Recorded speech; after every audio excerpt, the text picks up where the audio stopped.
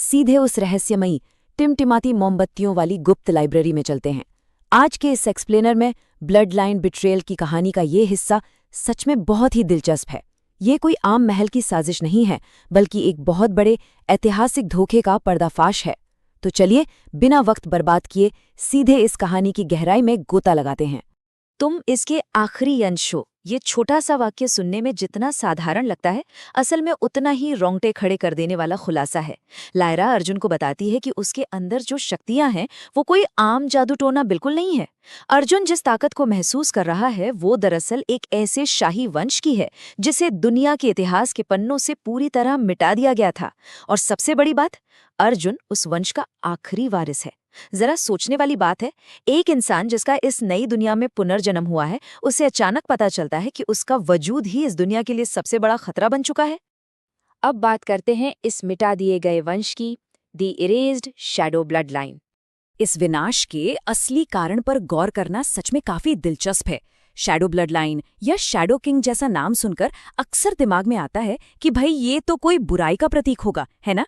लेकिन सोर्सेज एकदम स्पष्ट करते हैं कि ओरिजिनल शैडो किंग को इसलिए धोखा नहीं दिया गया था क्योंकि वो दुष्ट था, बल्कि इसलिए क्योंकि उसकी ताकत पूरी तरह से अजेय थी। ये सब सिर्फ और सिर्फ शाही गठबंधनों के मन में बैठे असीमित खौफ और सत्ता की गंदी राजनीति का नतीजा था। इस पूरे ऐतिहासिक धोखे की टाइमलाइन को देखें तो शुरुआत युगों पहले हुई थी, जब शैडो किंग बेरोक-टोक राज करता था। फिर सदियों पहले शाही गठबंधन ने एक साथ मिलकर उसे पीछे से वार करके धोखा दिया और सील कर दिया। दशकों पहले उसके पूरे वंश को चुन चुन कर जड़ से मिटा दिया गया। और अब आज की रात अर्जुन को अपनी इस खतरनाक विरासत का सच पता चलता है। मतलब ये सिर्फ एक राजा का पतन नहीं था, बल्कि एक पूरे राजवंश का बहुत ही सोची समझी साजिश के तहत किया गया संहार था। और इसी बीच कहानी में आता है एक बड़ा मोड़, एम्बुश इन द लाइब्रेरी। यहाँ खतरे का स्तर अचानक से बहुत तेजी से बढ़ जाता है। एक भयानक धमाके के साथ लाइब्रेरी के दरवाजे टूटते हैं, हथियारों से लैस सैनिक पूरे कमरे में घुस आते हैं और कमांडर सीधा ऐलान कर देता है कि राजकुमार को गिरफ्तार किया जा रहा है। ये सम्राट वल्थौर का एक बहुत ही क्रूर कदम था। वो बस इस मौके का फायदा उठाकर अपने ही बेटे को बंदी बनाना चाहता है। लेकिन हमलावरों को यहाँ एक बहुत बड़ा झटका लगता है। ये वर्जित है। एक डरे हुए सैनिक के मुंह से निकले ये शब्द पूरी स्थिति को पलट कर रख देते हैं। अर्जुन सरेंडर करने के बजाय सैनिकों के जादुई प्रहारों से बड़ी आसानी से बच निकलता है और उस वर्जित शक्ति को अपना लेता है।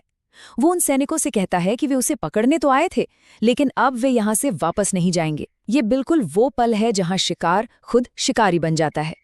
यहीं से शुरुआत होती है असली तबाही की, अनलीशिंग द शैडोज। यहाँ अर्जुन पहली बार पूरी तरह से अपना कंट्रोल खो देता है। शैडो एनर्जी की एक बेहद शक्तिशाली लहर बाहर की तरफ फटती है, जो वहाँ मौजूद हर एक सैनिक को जमीन पर पटक देती है।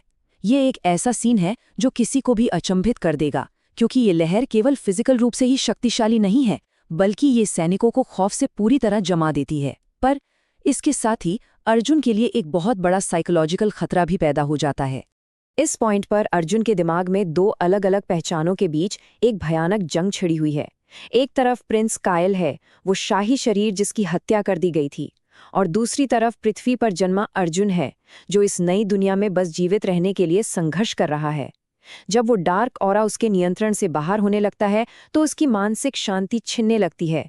ये शक्ति इतनी ज्यादा विशाल है कि ये उसकी इंसानियत को ही पूरी तरह निगल सकती है। और ठीक तभी कहानी का सबसे अहम और ग्राउंडिंग मोमेंट आता है।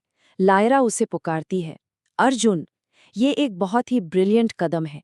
नोटिस करने वाली बात है कि लायरा उसे प्रिंस कायल या शैडो किंग कहकर नहीं बुलाती, वो उसके असली पृथ्वी वाले नाम का इस्तेमाल करती है। ये नाम एक एंकर की तरह काम करता है, जो उसके अनियंत्रित हिंसक ऑरा को तुरंत शांत और स्थिर कर देता है। लायरा उसे याद दिलाती है कि वो सिर्फ एक विनाशकारी शक्ति नहीं है, वो अभी भी खुद अर्जुन है। इसके बाद दोनों किसी तरह रात के अंधेरे में वहां से भाग निकलते हैं। लेकिन महल में खलबली मच चुकी है। The emperor strikes back. शिकारियों को छोड़ दो, मुझे वो जिंदा चाहिए फिलहाल। सम्राट वल्थोर के ये ठंडे और खौफनाक शब्द इस कहानी की थीम धोखे को एकदम सटीकता से दर्शाते हैं। एक पिता का अपने ही बेटे को पकड़ने के लिए सबसे खतरनाक शिकारियों को आज़ाद कर देना ये बिल्कुल साफ कर देता है कि यहाँ कोई पारिवारिक दया या पिता का प्यार जैसी कोई चीज़ नहीं है। वो बस उस जागृत हुई शक्ति का असली सच जानना चाहता है।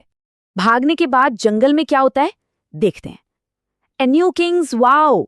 रात के घने जंगल में पहुंचकर अर्जुन एक ऊंचे पहाड़ से राज्य की ओर मुड़कर देखता है। वो अब अच्छी तरह समझ चुका है कि यहाँ भागने से काम नहीं चलने वाला। उन्होंने मेरे वंश को मारा, मुझे मारने की कोशिश की, अब मेरी बारी है।